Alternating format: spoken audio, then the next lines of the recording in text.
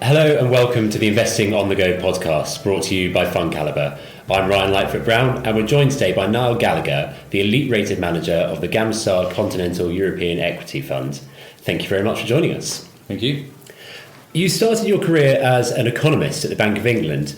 Does this experience influence your decision making in any way? And as Governor Mark Carney is vacating his position in January, would you fancy the job? Yeah, would I fancy the job? I'll come back to that one. In terms of how it influences me, I think there are probably two things that are key. The Bank of England, when I was there, and this is very much the case now as well, was a place that placed an enormous emphasis on rigorous research and analysis. That was something that Mervyn King brought to the bank. He really increased the analytical intensity of the bank when he became chief economist. And that rigour and depth of research and the desire to really try and understand things, I think, was the key educational thing I took from the Bank of England.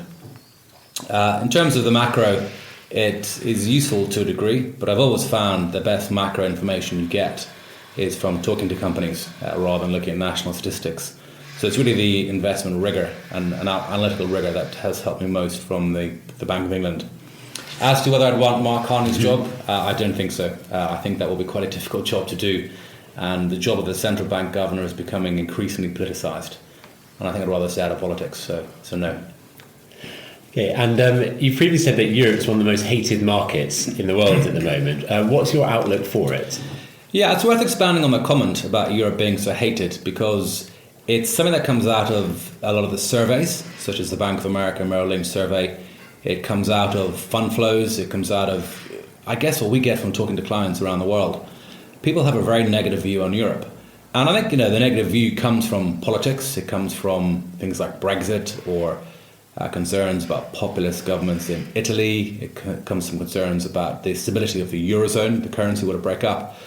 But I think there are a few things that are really quite important to recognise. The first and the most important is that now over half of the revenues and the earnings come from outside of Europe. So actually, for European equities, Europe is becoming increasingly less important. It's much more about the broader world that's important. And there are plenty of companies in our portfolio, in our fund, which derive a third or less of their profits from Europe, in some cases even less than that. And the really kind of key dynamic growing regions of the world, whether it's places like China or India, Indonesia, Vietnam, some of the countries in South America, they are more important in many cases. So the first point to make is that European equities actually aren't a great proxy for European economies anymore. Now, that notwithstanding, the European economies actually are doing fine. So we look at places like Germany, which has been doing well for quite some time, runs a budget surplus, has decent economic growth, very low unemployment. But then the more problem economies like Spain and Italy are now almost back to the lows of unemployment of 2008. The Spanish economy has been growing now for 6-7 years. So I remember going to Spain a lot around 2011 and 12, and Portugal too. And they were quite depressed back then, but they've been growing now really since 2012 and 13. So we're pretty well into an economic recovery. The economies are booming, unemployment is low. And then as you go around the rest of Europe, taken as a whole, the economies in Europe are doing okay. The Eurozone is probably growing at or slightly above trend. The survey data we see, which is often negative, I think is misleading. So I think broadly speaking, our outlook for the European economies is reasonably sanguine. But more broadly, I make the point that the European economies are less important to European equities than they have been in the past. For the asset class as a whole, we are quite positive. We're quite positive on the world in general. We think we are in a period of great dynamic change. There is some really interesting technological shifts happening. We are seeing the emergence of an enormous middle class in Asia. Bear in mind the population of Asia is a multiple of the population of Europe and the US combined. There are over 4 billion people in Asia. And the Asian middle class, which is emerging, is going to be absolutely enormous in terms of spending power. And some of our companies are very well exposed to that. The number of potential consumers for Louis Vuitton or for Nestle-type products or for German cars in markets like China and then India, Indonesia, Vietnam, off you go, add it up. It's enormous. So I think the period we're in is interesting. Our job is for managers to pick the right stocks. I think that's a much more interesting challenge. But the outlook, I think, is good. And a number of the companies in your fund are well-known names or have well-known products, like LVMH of Louis Vuitton, which we mentioned, and Moet Champagne, which people will love and know well. You've also got Ryanair, which people may not love as much, but will still know the name. What do you like about these companies as investments? Yeah, let's take Ryanair first. I've been investing in Ryanair for a long time.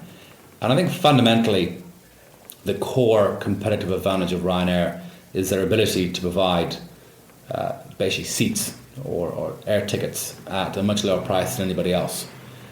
If you add up, people do moan about the fact with Ryanair that you buy a ticket, then you have to buy space for your baggage, you may have to buy a priority on board, you may have to have something else. But even adding all those things up, it is still by far the cheapest airline in Europe.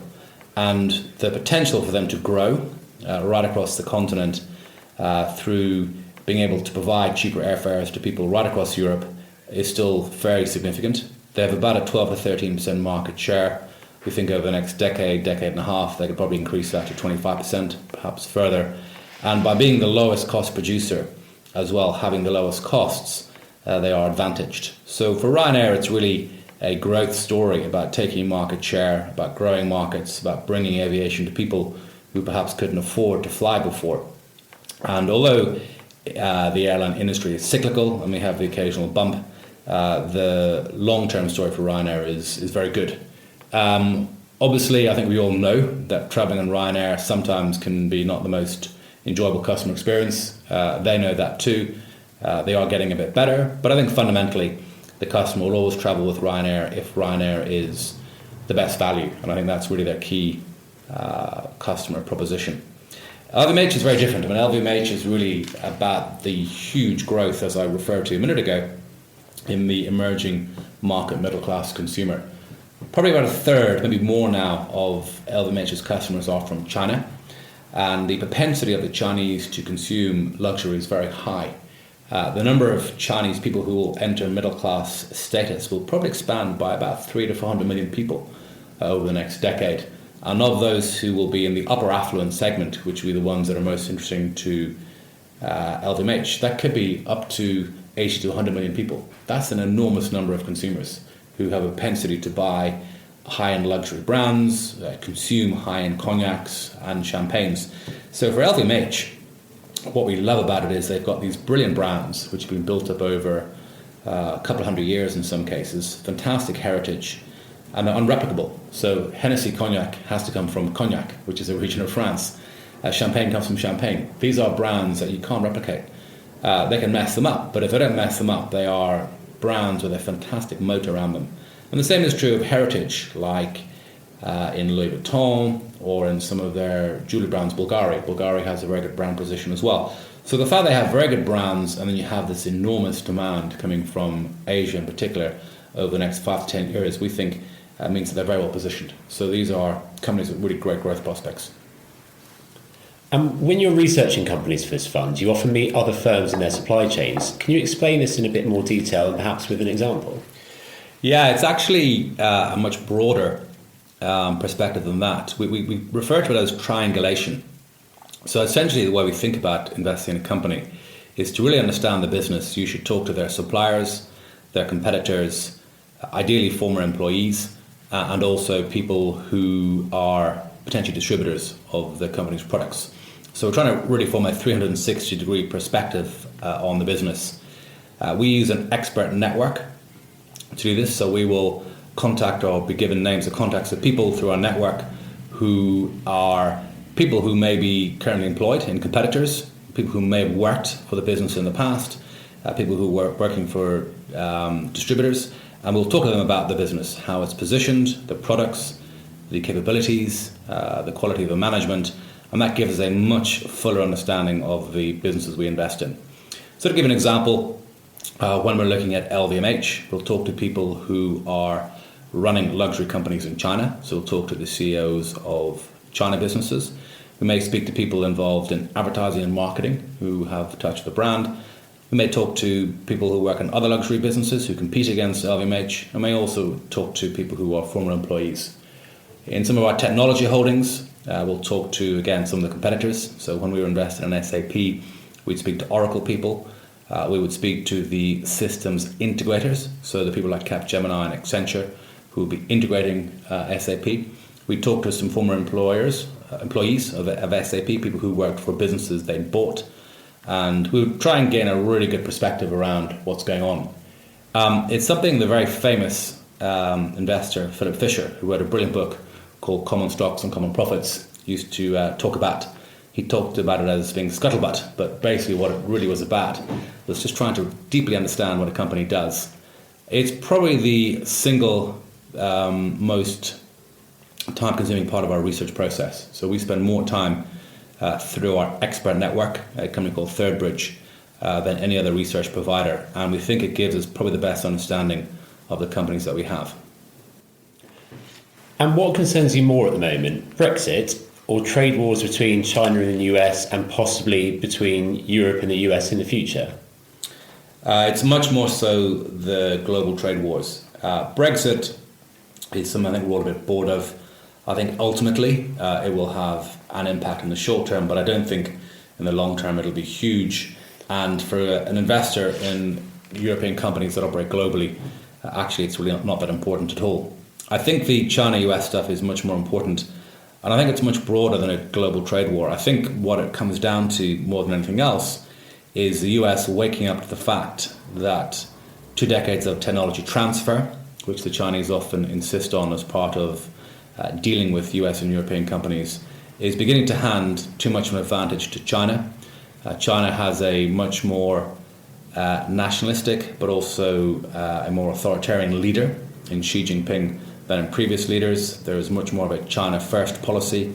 The China 2025 policy as well of seeking technological leadership and new technologies, I think also has caused the US to wake up and ask the question, hang on a second, are we giving this technology to China? And why should we be doing that, given that the Chinese Communist Party is not democratic and doesn't necessarily always act in what we think is a fair way? So I think there is a much more profound reset going on between China and the US. People may criticize Donald Trump, but I think on this area his thinking is more coherent. And most importantly, behind Donald Trump there is bipartisan support amongst the Democrats and the Republicans, and also in the permanent bureaucracy in the US. So there is a very strong will to change the way that the US engages with China and the way that China engages with the rest of the world. So I think this is something that's going to go on for quite some time. It may go on for many years. It may lead to some bumps. Hopefully we'll end up in a position where the two sides can work something out. But I think it's a more profound adjustment, and it's more than just about trade. It's about how China settles into its position as potentially the largest economy in the world in a manner that is fair, both in terms of how it acts, but also how it sees the rules acting for it too. Because the Chinese perspective is they are operating a world system where they had very little impact in its design. So they also want to make sure the world around them is fair for China too. So a lot of issues to think about. I think it's important, and I think it'll be bumpy, but I think that is the key issue geopolitically, not Brexit. But what about the prospects of those trade wars spilling over into the EU? Will the US go straight after Europe once they've dealt with China? I worry about Europe far less, because ultimately Europe is not involved in forced technology transfer from America. There are no allegations that Europe is engaging in corporate espionage against the US, and ultimately Europe is an ally of the US. I think there are criticisms that can be made of Germany in particular. Germany is running a large budget surplus and a large current account surplus, so you could argue that Germany could be doing more to stimulate its own economy and not run such large surpluses. So I think that there possibly will be some stick waving at Europe by President Trump. I don't think it'll be anything like as serious as what we've seen against China, because the fundamental causes are quite different. So I don't really worry about a trade war between Europe and the US. I think it's of a different order. Okay, well, Niall, that's been really, really interesting. Thank you very much for joining us, and thank you very much for listening. I've been Ryan Lightfoot-Brown, and if you'd like to listen to more of our Investing on the Go podcast, please subscribe to FundCalibre. Please remember, we've been discussing individual stocks to bring investing to life for you. It is not a recommendation to buy or sell. The fund may or may not be holding these stocks at time of your listening.